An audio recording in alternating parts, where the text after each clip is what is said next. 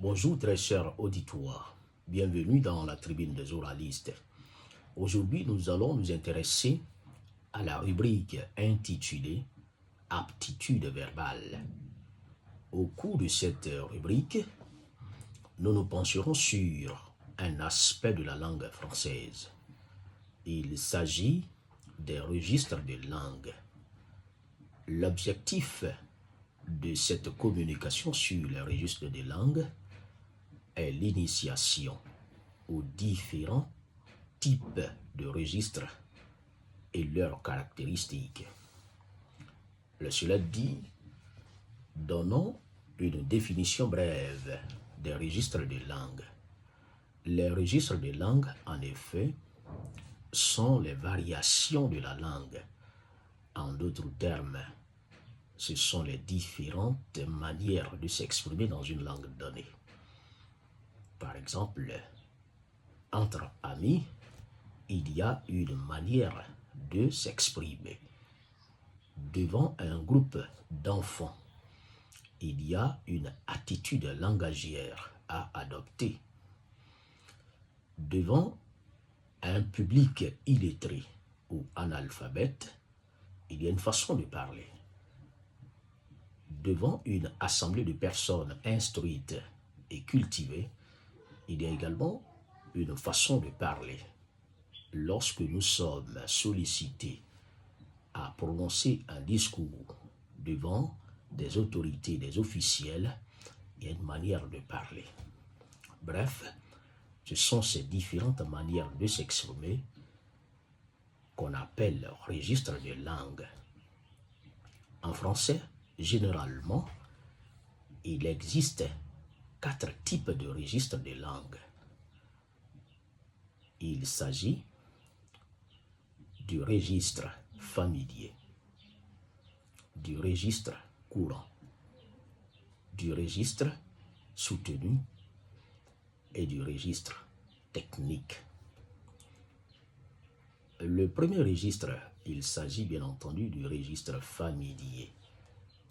Ce registre se caractérise par un vocabulaire pauvre, un vocabulaire relâché. C'est un registre informel. Il n'y a pas de règles tout à fait prédéfinies à utiliser. On peut se parler comme on veut. Ce registre familier est très souvent utilisé entre personnes familières, entre amis, devant des enfants, etc. Donnons un exemple de phrase qui relève du registre familier. Par exemple, on dira « Coucou, ça va? T'as vu mon papa ?» Et cette phrase relève du registre familier. Le deuxième type de registre, il s'agit du registre courant. Ce registre est un peu neutre. C'est un registre qu'on peut rencontrer sur les réseaux sociaux, dans la presse écrite, à la télévision. En d'autres termes, c'est un langage quotidien qu'on peut utiliser entre amis et c'est en réalité le registre qui peut être utilisé dans différents domaines. Un exemple de phrase relevant du registre courant est toujours la même phrase que nous avons donnée, nous allons la transformer en registre courant. Alors on dira « Salut, comment ça va? Tu as vu mon père ?» Le troisième registre de langue, il s'agit, n'est-ce pas, du registre soutenu. Ce registre est utilisé dans des domaines précis. Par exemple, lorsque nous sommes en face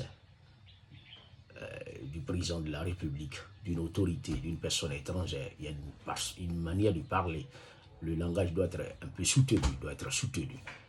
Ou encore, ce type de langage peut être retrouvé dans des livres savants. Dans les livres savants, les livres de philosophie, les grands discours politiques, etc. Par exemple, on dira un exemple de phrase relevant, n'est-ce pas, du langage soutenu est « Bonjour, comment te portes-tu? As-tu aperçu mon géniteur ?» Cette phrase relève du registre soutenu. Le dernier registre, c'est le registre technique. Ce registre, en réalité, concerne les domaines. Le domaine de la santé, le domaine, n'est-ce pas, de la philosophie, le domaine du droit, le domaine, n'est-ce pas, de la science, de la botanique. Donc, ici, il y a des termes propres à chaque domaine. Et il faut être initié à ce domaine pour comprendre les termes utilisés. Alors, un exemple, nous allons aller dans le domaine de la santé. Un médecin s'adressant ou encore faisant une analyse dira par exemple, le patient présente des symptômes liés à la pneumonie. Nous devons procéder à une radiographie pulmonaire afin de confirmer le diagnostic.